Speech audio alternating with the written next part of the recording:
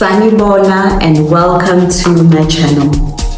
If you are enjoying this journey and you want to see where it goes, please, pretty please, will you like, comment and subscribe, because that helps me to keep showing up and to keep sharing my story.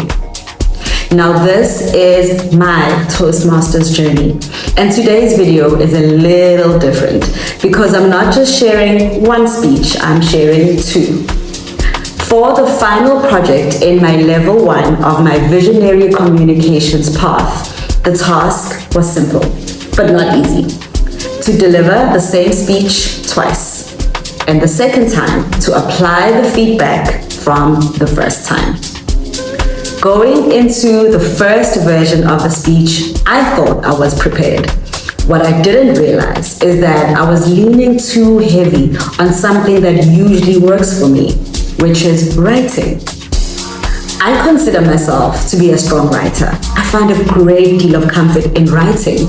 And so I kept rewriting my speech right up until the point I walked into the meeting, which meant I had zero time to rehearse. And when it came time to present my speech, I clung to my notes and I read them word for word. And everything I have been working on, from my vocal variety and my body language, all of it fell flat. Let's take a look at the first version of the speech. I fell in love with advertising at a young age, not because of some glossy campaign or a clever tagline, but because of a TV show. Watching the episodes on New Horizons and Eswini Communications on Generations made me think, this is something I can do. Creativity can be a career. Because for me, it felt like as an art kid, the options were limited. So when I discovered advertising, it was like a secret door to a world I didn't know about.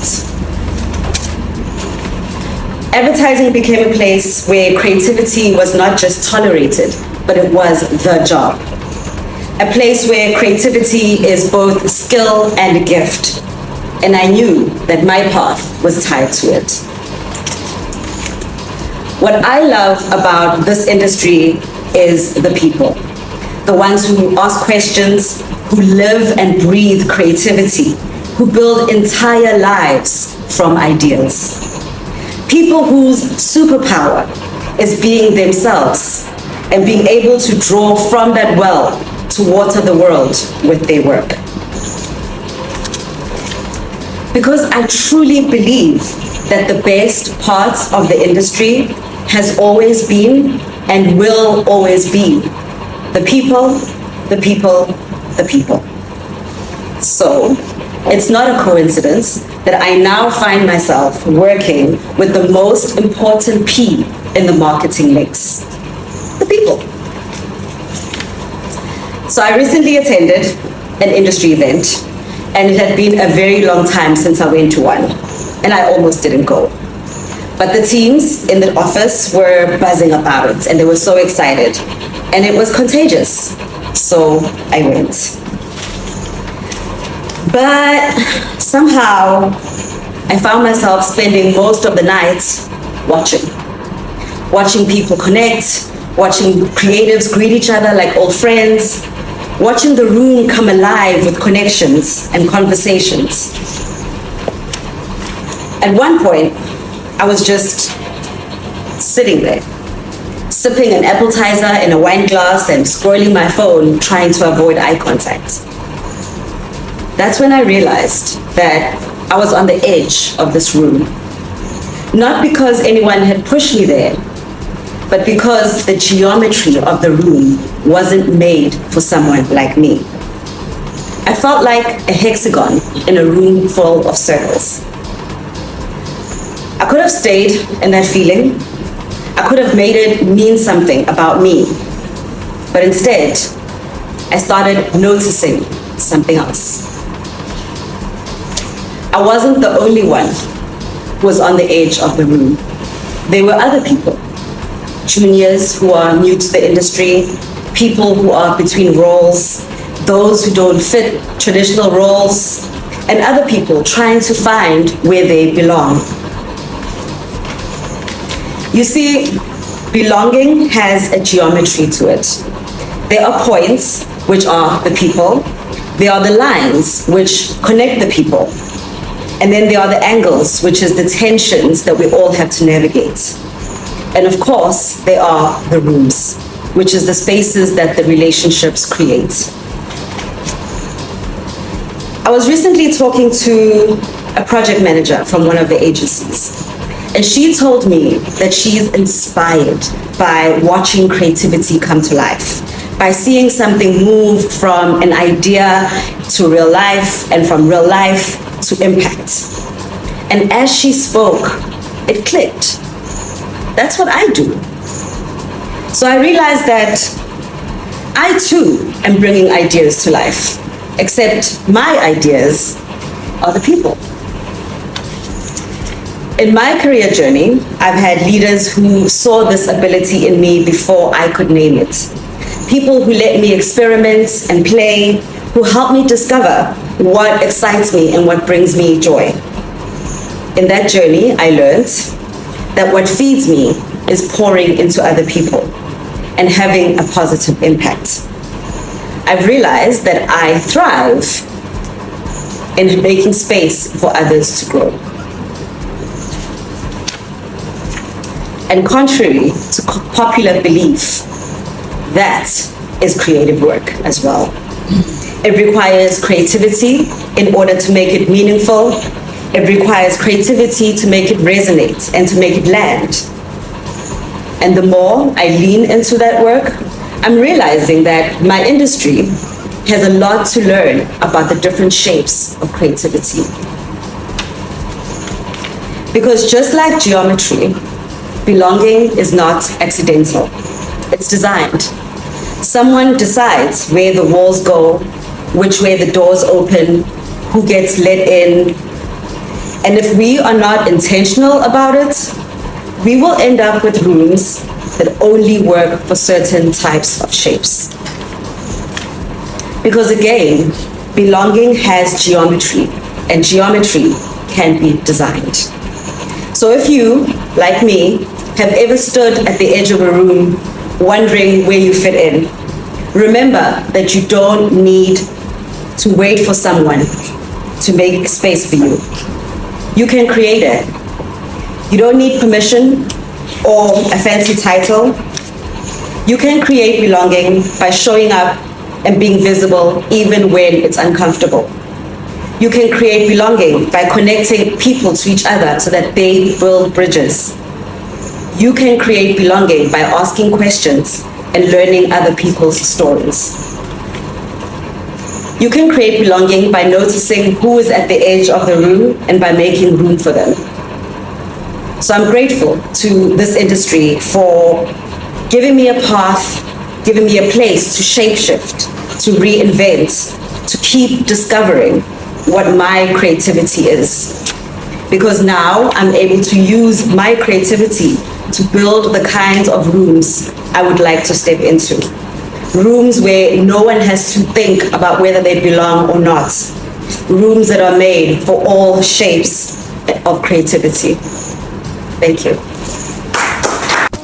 Now, having lived through that and watched it a couple of times, I realized something very important, which is that sometimes what is a strength in one area of your life can be a weakness in another area. I had to remind myself that this is not a writing journey. This is a speaking journey. And that to improve my speaking, I would have to practice more speaking. So for the second version of the speech, I changed things up. I focused completely on rehearsing and did zero writing. Instead, I practiced out loud, I made myself voice notes, and I listened to them over and over and over until the words became familiar. I even played myself those same voice notes while I was asleep. I mean, I don't know if that helped, but I did it anyway. I created a mind map for myself to track the flow of my story. I recorded myself speaking so I could see what I look like. And one of the best pieces of advice I received was from my cousin, who is an actress and a lecturer. She told me to not get married to the script, to rather hold the core message and then to let the words come naturally. While I didn't follow her advice verbatim, instead I learned key phrases and then allowed myself the grace to speak naturally in between. And I found that changed everything, because when I was more focused on rehearsing, I walked into the room differently. I felt more prepared, and being more prepared gave me more confidence. So let's take a look at speech, the second version of the speech. I fell in love with advertising from a young age, not because of some glossy campaign or smart tagline, but because of a TV show. Growing up and watching Generations, I thought, I can do this. Creativity can be a career. Because as an art kid, I thought my options were limited. But when I discovered advertising, it felt as if a door had opened to a world I didn't know existed. A world where creativity is not just tolerated, but it's the job. And because creativity is both a skill and a talent, I knew that my path was tied to it. For me, the best part of this industry is the people. The ones who ask questions, the ones who live and breathe creativity, the ones whose superpower is being themselves, and they're able to draw from that well and water the world with their ideas. And to this day, I still believe that the best part of the industry is, has been, and always will be the people, the people, the people.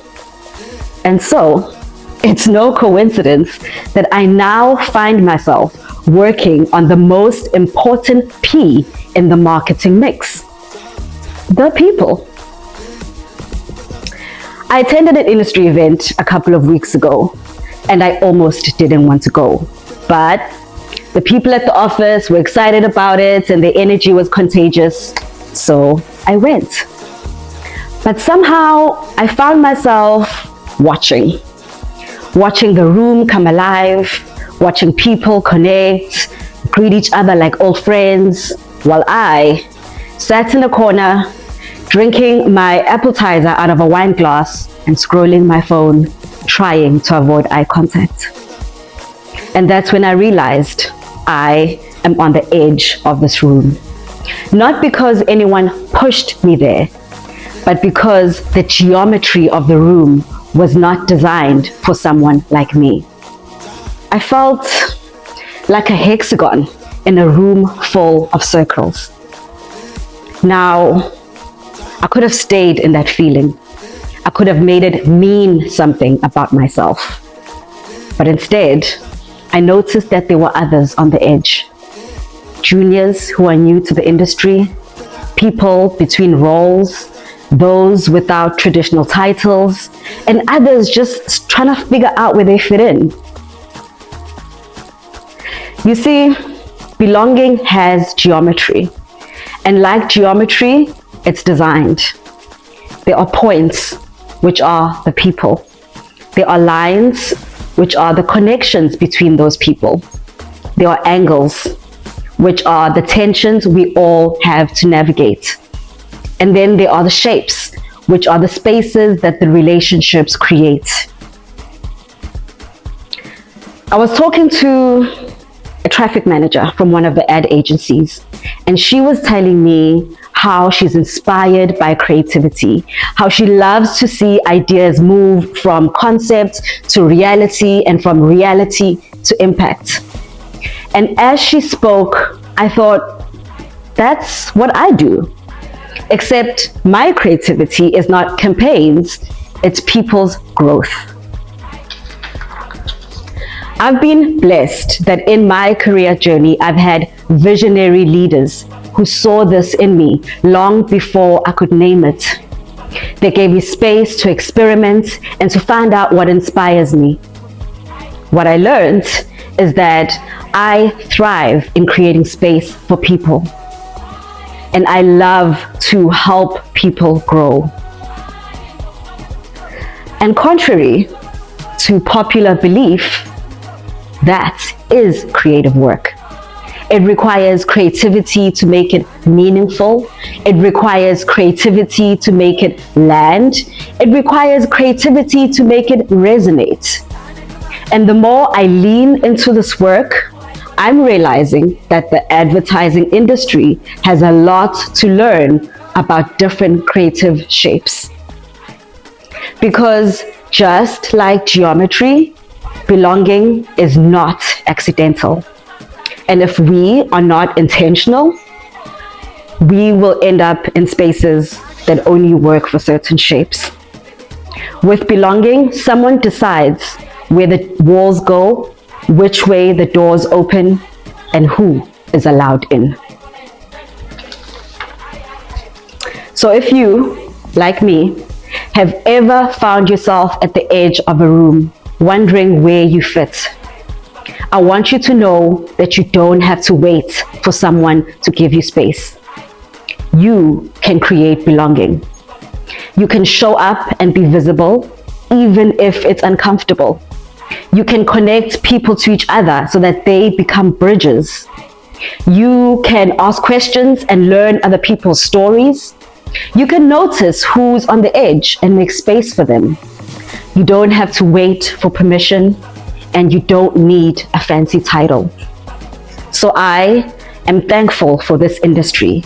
It's allowed me to discover my path and to shapeshift, rediscovering my creativity. Because now I'm able to use that creativity to create the kinds of rooms I wish to walk into. Rooms that make space for all shapes of creativity. Thank you. The difference between the two speeches is not perfection, it's intention. The difference is in how I showed up, in how I adjusted, and how I applied the feedback. The difference is actually putting in the work on the areas I needed to improve in. So you can take this lesson as well for whatever journey you are on in your own life. Remember that confidence is not the thing that comes up front. It's what you gain from practicing. You build confidence brick by brick. If you have stayed with me for the entirety of this video, I want to say thank you for walking this journey with me. And thank you for liking, commenting, and sharing my journey. Let's keep learning together out loud and in public. I am Silondile Jali, and this is me finding my voice, where I learn to use my voice fully and with purpose.